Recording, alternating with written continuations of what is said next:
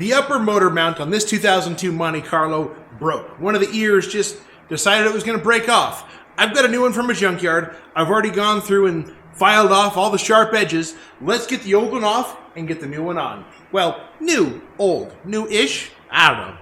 This one, we're going to put it on that car. So here's the engine mount in question. You can see where it's broke there, but because the car still needed to be driven, we've been taking it easy on it. I just put it back in place, sandwich it down, and we haven't been beating on the car all that hard, but that's not a bad thing. So, step one, we got to take the wonderful plastic cover off. Done! Now what? All right, from here, we're going to have to drain the coolant, and there are 3 bolts down there that we have to get to. Now, there's one more thing that needs to be addressed. This little black convoluted wire loom, it goes to a sensor that's right in the bottom of the water neck and conveniently in the way of one of the bolts that goes that way. So, drain the coolant, pull everything out of the way, take the sensor out, take the bolts out, replace everything, and put it all back together. Next step, drain coolant. Going to be here a minute. While that's draining, I'm going to get the upper motor mount and dog bone off. You know, the bolts around the edges here, these two. So here you can really see how this aluminum motor mount broke. It's just an aluminum casting. They're not that tough. You know, you get a crack in it, it's just going to go, and it's going to take the whole thing with it. So, you know, all that good stuff. But now that the antifreeze, the radiator juice, whatever you want to call it, the ice cube juice is draining, almost drained. I'm going to take the upper radiator hose off. I'm not going to take it off at this end, just over here and kind of loop it up and over so that way it stays out of my way.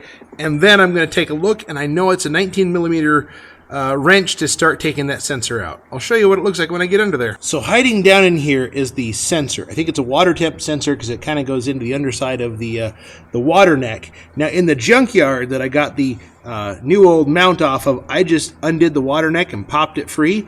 I'm going to try and be a little bit more careful and see if I can do this with the water neck in place. The connection should just come free nicely. I know all you can see is my arm. But, oh, and you see the skill light too. But anyways, the connector comes free pretty easy. I'm going to put a 19 millimeter wrench on that and slowly work it free and hope for the best. You can now see the hole where the bracket once was. Let's back up first.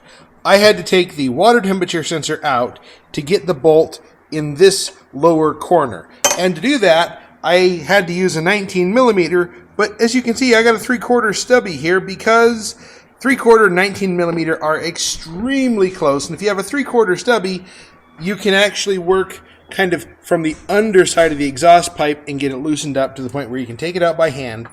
And then once that's free, you have exactly enough room to get this bolt out. Now, why GM didn't make this, you know, a couple of threads shorter, it would go right out without having to take that sensor out, but, you know, that's life. So I've got the new bracket all cleaned up, ready to go in.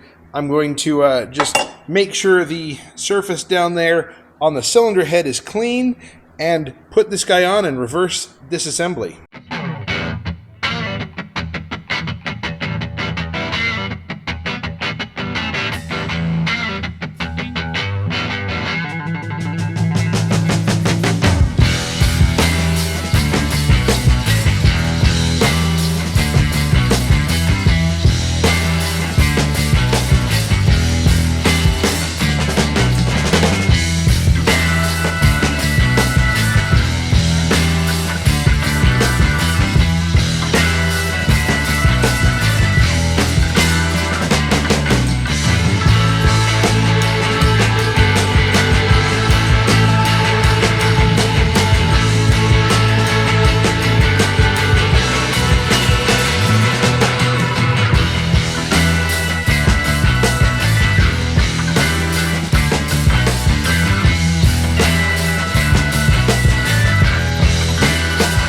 So now that everything's put back together, time to refill the cooling system.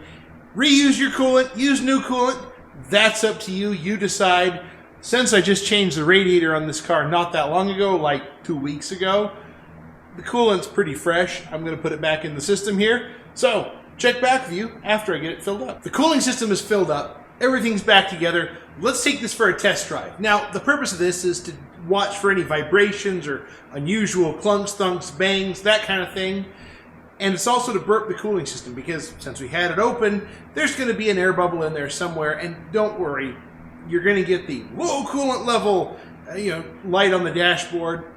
It'll go away because it's full. Make sure your overflow tank is full. Everything else is going to take care of itself. So, let's go for a drive. Let's see how it does. See, there's the low coolant level.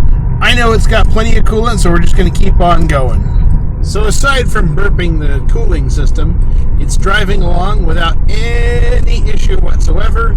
There's no excess vibration. There's no signs of issues. Everything is going the way it should. I've got temperature coming up, which means I got the sensor hooked up right. I'm not sure if that's the sensor for the coolant temperature gauge or not, but either way, everything appears to be working exactly like it's supposed to.